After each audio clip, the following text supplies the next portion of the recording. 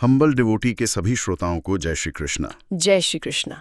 आज हम जोधपुर में एक सत्संग हुआ था पूज्य श्री इंद्रेश जी का जी नवधा भक्ति पर। जी तो उसी से मिली कुछ गहरी बातों पर थोड़ी चर्चा करेंगे। बिल्कुल। आज का हमारा मकसद है कि भक्ति के जो व्यवहारिक पहलू हैं, खास करके ये सुनने की कला, श्रवण भक्ति, और इसमें ये परहेज क्या चीज़ है, इसे समझें। हाँ, और ये सिर्फ कोई पूजा पाठ की विधि नहीं है, ये तो वो सीख है जिसे हम अपनी रोज की जिंदगी में उतार सकते हैं। सही। मतलब कैसे लोगों के साथ रहें, कैसे न रहें, और कैसे मानसिक रूप से थोड़ा डिटैच्ड रहें। हाँ, ये परहेज वाली बात मुझे थोड़ी सोचने पर मजबूर करती है। भक्ति तो जोड़ने की बात लगती है, परहेज मतलब दूरी। जैसे बीमार आदमी का होता है ना, दवा भी लो और परहेज भी करो। हाँ, ये सवाल मन में आता है। देखिए, सबसे जरूरी परहेज बताया गया है, तजोरे मन हरि विमुखन को संग। हरि विमुखन को संग। हाँ, मतलब ऐसे लोगों का साथ छोड़ दो जो भगवान से या भक्ति से विमुख हो, उदासीन हो या विरोधी। ये नवधा भक्ति जो है ना, 9 तरह की, उनमें ये पहला और सबसे जरूरी परहेज है। पहला? अच्छा जी। ये एक तरह से अपने आध्यात्मिक स्वास्थ्य को बनाए रखने जैसा है। लेकिन ये आजकल की दुनिया में कितना मुमकिन है? मतलब कामकाज में, समाज में तो सब तरह के लोगों से मिलना होता है, क्या सबसे कट जाएं? नहीं, बिल्कुल नहीं। शारीरिक दूरी हमेशा जरूरी नहीं। प्रवचन में असल जोर मानसिक त्याग पर था। मानसिक त्याग? हाँ, मान लीजिए किसी सांसारिक वजह से ऐसे व्यक्ति के साथ रहना भी पड़ रहा है, तो मन से दूरी, उनके विचारों से प्रभावित न होना, ये जरूरी है। वैसे तो मीराबाई जैसे बड़े भक्तों ने तो साफ साफ ऐसे संघ का त्याग कर दिया था, पर हाँ, सबके लिए ये शायद संभव ना हो। तो ये मानसिक त्याग, ये कैसे काम करता है? इसका कोई उदाहरण भी दिया गया था शायद? हाँ, बिल्कुल। अंगद जी का उदाहरण दिया था, बहुत अच्छा उदाहरण है। अच्छा, अंगद जी का? जी, वो अपनी पत्नी से तो बहुत प्रेम करते थे, पर वैष्णवों का, भक्तों का सम्मान नहीं करते थे। तो जब उनकी पत्नी के घर सत्संग हुआ और उन्होंने वहां वैष्णवों का अपमान कर दिया, तो पत्नी ने क्या किया? अपना पातिव्रत धर्म तो निभाया, पर उनसे मुंह फेर लिया, बोलना बंद कर दिया। अरे, मतलब बात करना बंद? हाँ, ये शारीरिक दूरी नहीं थी, पर मानसिक दूरी बना ली, एक तरह का विरोध जताया। फिर क्या हुआ इसका? कुछ असर हुआ? बिल्कुल असर हुआ। अंगद जी को अपनी गलती का एहसास हुआ, वो धीरे धीरे कथा सुनने लगे, उनमें बदलाव आया। अच्छा। और जब वो बदल गए, तब पत्नी ने फिर से सामान्य व्यवहार शुरू किया।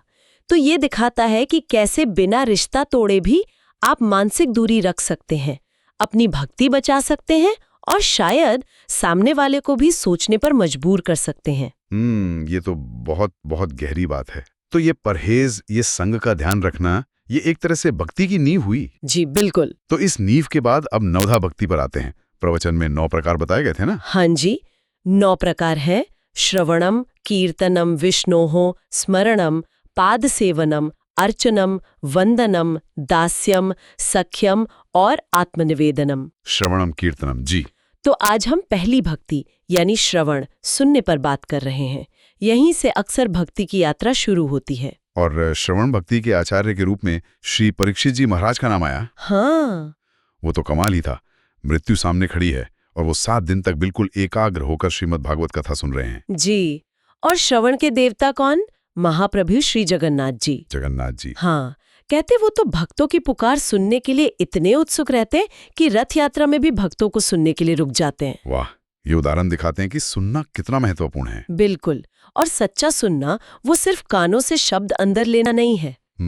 परीक्षित जी की तरह कथा में ऐसे खो जाना कि भूख प्यास भी याद न रहे, और सुनने की इच्छा, वो प्यास और बढ़ती जाए। अच्छा। और सुनकर जीवन में बदलाव आए, वो है असली श्रवण।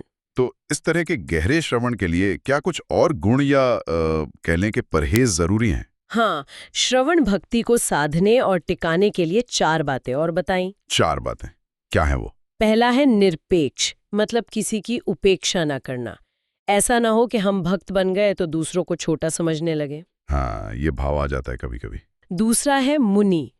मुनि शब्द में 2 बातें हैं। एक तो मनन, मतलब जो सुना है उस पर विचार करना, गहराई से सोचना। जी। और दूसरा है मौन, मतलब अनावश्यक बातों से बचना, शांत रहना, क्योंकि शांति होगी तभी तो मनन होगा ना। सही कहा।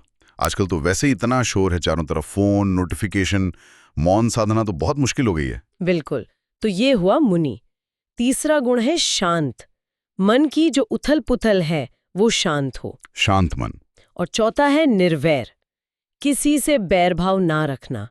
अगर कथा सुन ली और फिर भी मन में किसी के लिए दुश्मनी है, कड़वाहट है, तो मतलब श्रवण ठीक से हुआ नहीं। हाँ, मतलब वो बात दिल तक नहीं पहुंची। ये चारों गुण, निरपेक्ष, मुनि, शांत और निर्वैर, ये कथा सुनने से मिलते भी हैं और कथा सुनने के लिए जरूरी भी हैं, एक दूसरे से जुड़े हुए हैं।